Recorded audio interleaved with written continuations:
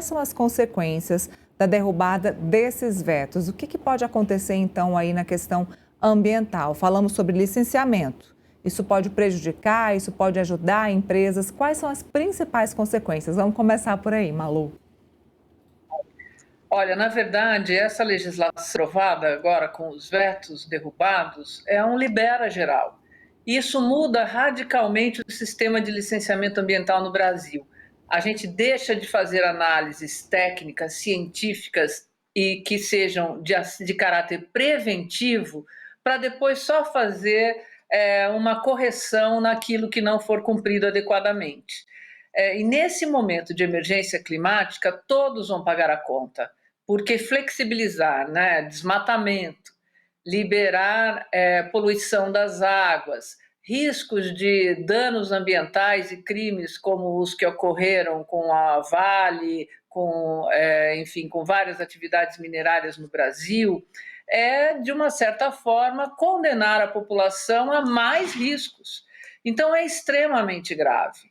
Veja que a proteção da Mata Atlântica, que é um bioma que abriga aí mais de 70% da população brasileira, passa a ser licenciado agora por municípios e pelo próprio Estado, tira o IBAMA, né, dessa sua competência, dessa atribuição. Isso pode acarretar em aumento no desmatamento, aumento exponencial no desmatamento nas florestas mais maduras da Mata Atlântica, que são justamente aquelas que garantem a água, a manutenção do ciclo hidrológico, que evitam o deslizamento de encostas, né, o assoreamento de rios, ou seja, essa aprovação tende a potencializar os eventos climáticos extremos. E pior do que isso, coloca o Brasil na contramão do mundo e dos compromissos que nós acabamos de assumir na COP30.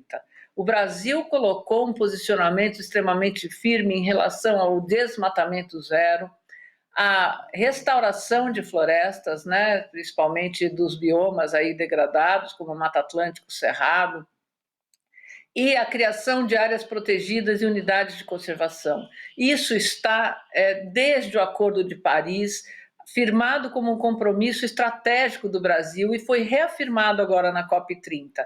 Quer dizer, o que o Congresso Nacional fez por uma disputa política ou por argumentos falaciosos de que o licenciamento ambiental é um instrumento burocrático, simplesmente, que precisa para o desenvolvimento ser modernizado, foi um passo atrás. Foi colocar, na verdade, o país na contramão. Não tem nada de moderno no que foi votado, não tem nada de moderno na derrubada dos vetos, simplesmente é um libera geral, um flexibiliza geral. E isso não faz bem para a população, não faz bem para os negócios, não faz bem para o país. Apenas alguns setores, aqueles economicamente mais fortes e que têm grandes lobbies no Congresso Nacional, que serão beneficiados com isso em curto prazo, porque no longo prazo é insustentável o que a gente viu acontecer agora.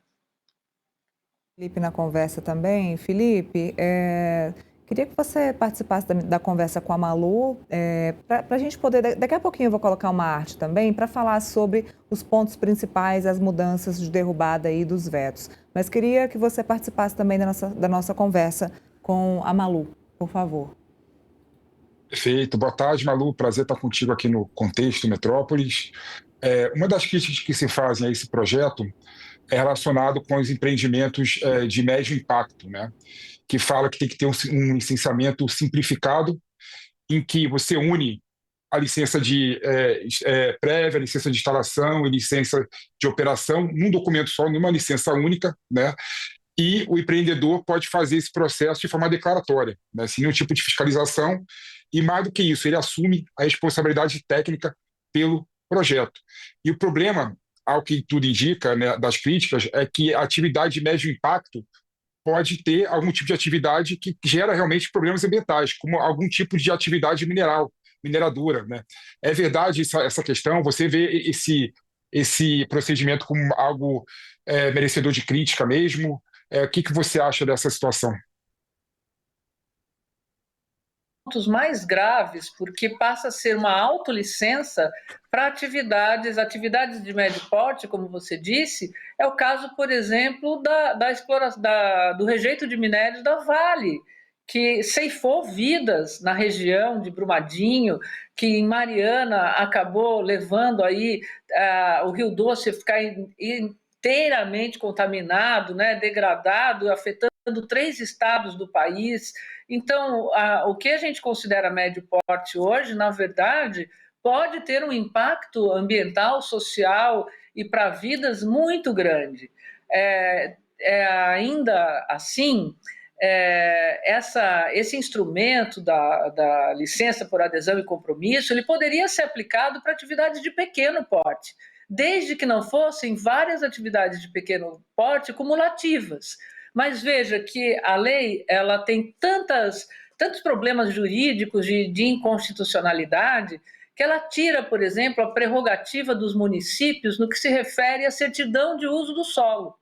Então, as cidades têm seus planos diretores, colocam ali o uso do solo, ordenamento territorial, e nesse ordenamento territorial colocam o que pode ser feito e o que não pode ser feito.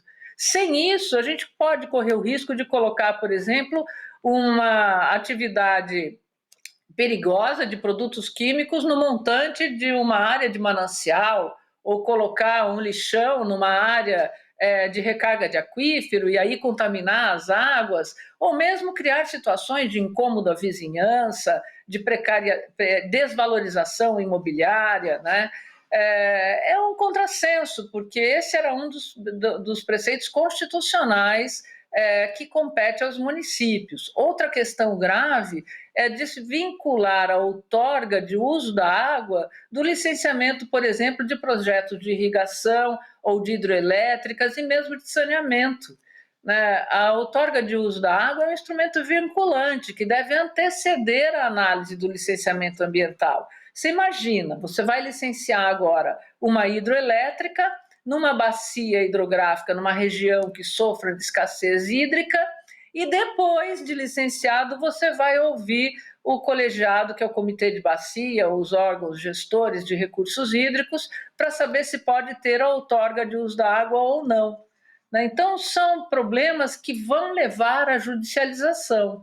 A própria questão da lei da Mata Atlântica, ao afastar o IBAMA da sua competência sobre a supressão da vegetação, delegando essa competência a municípios pequenos, por exemplo, que sequer têm estrutura para isso, ou aos órgãos estaduais, nós corremos o risco de voltar os índices de desmatamento anteriores à Lei da Mata Atlântica, que é de 2006.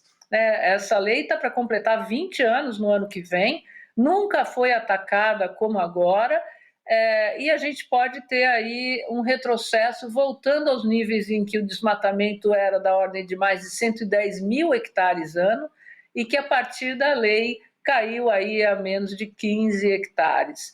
Então, é tirar do Brasil a possibilidade de cumprir o Acordo de Paris e de cumprir os compromissos que assumiu agora perante a COP30 com a nossa população e com as lideranças globais.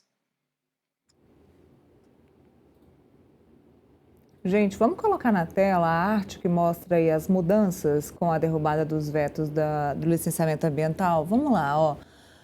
O que muda com a derrubada dos vetos? O licenciamento simplificado para atividades de médio potencial poluidor, ampliação do uso da LAC, que é a licença por adesão e compromisso, que dispensa análise prévia caso haja compromisso do empreendedor, regras mais restritas para a exigência de estudos de impacto, como EIA, que é o estudo de impacto ambiental, e o relatório de impacto ambiental, dispositivos que reduzem o peso de pareceres de órgãos responsáveis por áreas indígenas, quilombolas e unidades de conservação.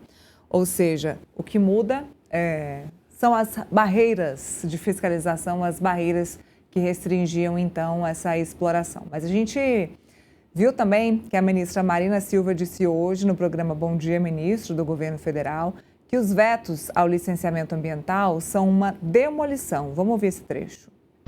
Acho que mais do que flexibilizar, é uma verdadeira demolição.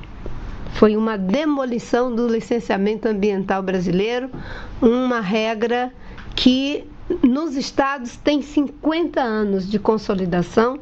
No plano federal são 39 anos, quase 40 anos de consolidação, e que ao longo dessas décadas evitou centenas de milhares de tragédias. Todas as tragédias evitadas, elas não têm como ser contabilizadas. A gente só olha para aquelas que infelizmente não foram evitadas. Só que a partir de agora, com essa demolição, elas serão potencializadas, sobretudo em um contexto ainda mais difícil do que aquele que a gente tinha há 50 ou 40 anos atrás. A gente não vivia uma situação de completo desequilíbrio climático. Agora, com as chuvas torrenciais, com as secas, com os incêndios, com as ondas de calor, até tornados nós temos no Brasil, chuva de granizo, isso é o desequilíbrio do clima. E no momento em que a sociedade mais precisa de proteção, nós temos essa demolição de uma legislação que mudou a realidade de situações como a de Cubatão no passado.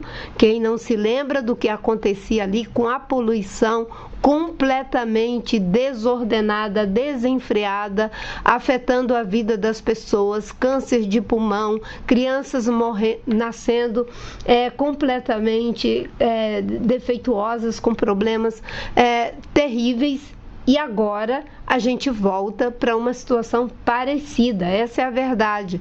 O discurso que está sendo feito, que é de modernização para ganhar agilidade, na verdade é um discurso para disfarçar todos esses retrocessos. Não são retrocessos, são verdadeiras regressões. O IBAMA, o ICMBio, todos os órgãos ambientais agora ficarão de mãos atadas se essa lei prevalecer. Portanto, como não se pode admitir que a população fique completamente desamparada, é fundamental considerar a judicialização. Estamos considerando fortemente, porque é inconstitucional você passar por cima do artigo 225 da Constituição Federal, que diz que todos os cidadãos e cidadãs têm direito a um ambiente saudável. Com essa demolição, não há como lutar para ter um ambiente saudável em um contexto tão difícil. Só para você ter uma ideia, a licença por autodeclaração é o empreendedor dizer que ele está em conformidade com a lei. Em algumas situações, casos como de Mariana e Brumadinho, é o próprio empreendedor que vai dizer que ele está em conformidade com a lei. O que é muito sério, né? Você se autodeclarar correto para prestar aquele serviço ou para estar ali naquele lugar é muito complicado. A questão da fiscalização no país já é baixa, já é pequena, e a gente já vem falando sobre isso. Várias tragédias ambientais aconteceram nos últimos anos, e deixar isso na mão do próprio empresário, digamos assim, é complicado. Eu queria, Malu, só que o Felipe explicasse para a gente, se é que a gente pode fazer uma análise política disso. Por que, neste momento, passado a COP30, por que, neste momento, foi tão interessante, foi uma votação expressiva, que esses vetos do licenciamento ambiental fossem derrubados? Por que isso é importante para a oposição? Isso apenas para prejudicar a imagem do governo ou, de fato, para ajudar empresas que trabalham ou que querem ingressar nessa área de meio ambiente no Brasil? Pergunta boa, Lila. Pergunta boa. Por que o Brasil, que recebeu a COP30, que tem um protagonismo na questão ambiental, tem uma certa dissonância entre o Poder Executivo e o Poder Legislativo? Da mesma forma que o Poder Executivo faz o discurso da Marina Silva, vai para a COP30 falar que quer fazer a transição energética, quer para uma economia verde, a gente tem da outra ponta o Congresso Nacional mudando o licenciamento ambiental, né? E no modo de ver, eu posso colocar essa questão sob duas vertentes, né? A primeira vertente é que, de fato, né, o Congresso Nacional quer dar um recado claro para o Poder Executivo, que o Poder Executivo não manda no Congresso Nacional, que o Poder Executivo não tem ingerência sobre as questões ambientais e sobre as questões de políticas públicas do Brasil. E o segundo ponto é que, de fato, né, a nossa sociedade infelizmente, né, representada pelo Congresso Nacional, acha, de fato, que o empreendedor não tem que respeitar, não tem que observar o meio ambiente, não tem que ter regras mais rígidas para poder ter a licença ambiental do seu empreendimento. Então, de fato, eles acham isso mesmo também, né? Então, tem os dois lados, né? Tem uma parte da sociedade que defende, né, e está vendo na pele, sentindo na pele a questão da mudança climática e está preocupado com o meio ambiente, e tem outro pessoal da sociedade que é anti-ciência, né? Que olha para o que está acontecendo no mundo e no Brasil e acha que está tudo normal, né? Que o problema é que não existe aquecimento global, não existe mudança climática, o que aconteceu no Rio Grande do Sul é algo que aconteceu por algo do destino, não por conta da mudança climática. Ou seja, é uma certa distopia entre a sociedade, entre o poder executivo e entre o que de fato está acontecendo no Brasil. E a Marina Silva, ela falou aí no final da fala dela algo que eu acho muito importante também, né? Ela falou que não vai se dar por vencida em relação ao veto e vai levar o assunto para o STF, né?